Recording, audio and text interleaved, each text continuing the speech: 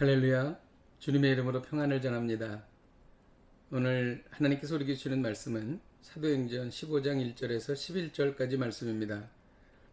어떤 사람들이 유대로부터 내려와서 형제들을 가르치되 너희가 모세의 법대로 할례를 받지 아니하면 능히 구원을 받지 못하리라 하니 바울 및 바나바와 그들 사이에 적지 아니한 다툼과 변론이 일어난지라.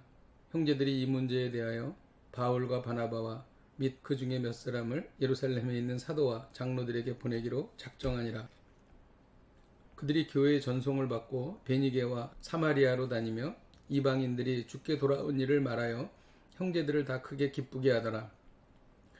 예루살렘에 이르러 교회와 사도와 장로들에게 영접을 받고 하나님이 자기들과 함께 계셔 행하신 모든 일을 말하며 바리새파 중에 어떤 믿는 사람들이 일어나 말하되 이방인에게 할례를 행하고 모세의 율법을 지키라 명하는 것이 마땅하다 하니라. 사도와 장로들이 이 일을 의논하러 모여 많은 변론이 있은 후에 베드로가 일어나 말하되 형제들아 너희도 알거니와 하나님이 이방인들로 내 입에서 복음의 말씀을 들어 믿게 하시려고 오래전부터 너희 가운데서 나를 택하시고 또 마음을 하신 하나님이 우리에게와 같이 그들에게도 성령을 주어 증언하시고 믿음으로 그들의 마음을 깨끗이 하사 그들이나 우리나 차별하지 아니하셨느니라.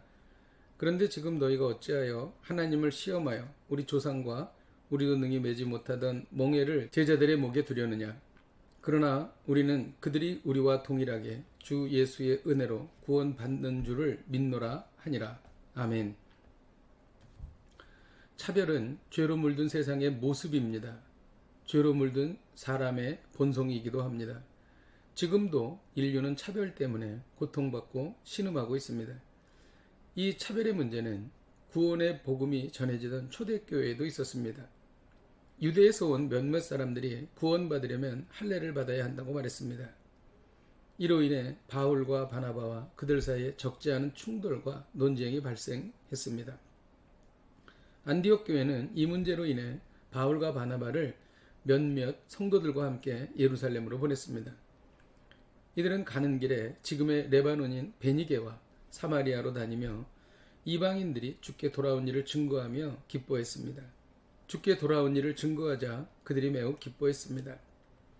이들이 예루살렘에 도착해서 이방 땅에서 행하신 하나님의 역사와 부흥을 증언했습니다. 이때 바리새인들이 이방인들도 할례를 받고 모세의 율법을 지켜야 한다고 주장했습니다. 사도와 장로들이 이 일로 인해 오랜 토론을 했습니다.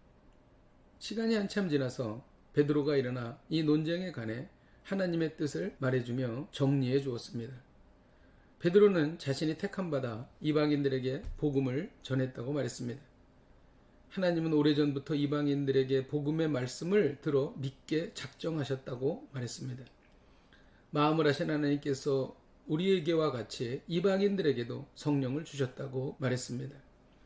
하나님은 그들로 믿음으로 정결케 하셨고 유대인과 차별 없이 이방인을 구원하셨다고 말했습니다. 베드로는 구원과 복음에 있어서 하나님께서는 이방인을 차별하지 않는다고 말했습니다.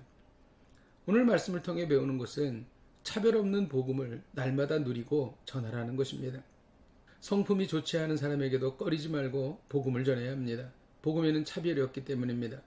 기독교의 적대적인 사람들에게도 복음을 전해야 합니다. 바울처럼 박해자였는데 나중에 전도자가 될 수 있기 때문입니다. 하나님은 차별하지 않으십니다. 그러므로 우리도 차별하지 말아야 합니다. 특별히 복음을 전하는 데 있어서 차별을 두어서는 안 될 것입니다. 기도하겠습니다. 하나님 아버지, 차별 없는 복음을 전하여 이 복음을 누리고 또 이 복음을 기뻐하는 저희들이 되게 하옵소서. 예수님의 이름으로 기도하였습니다. 아멘.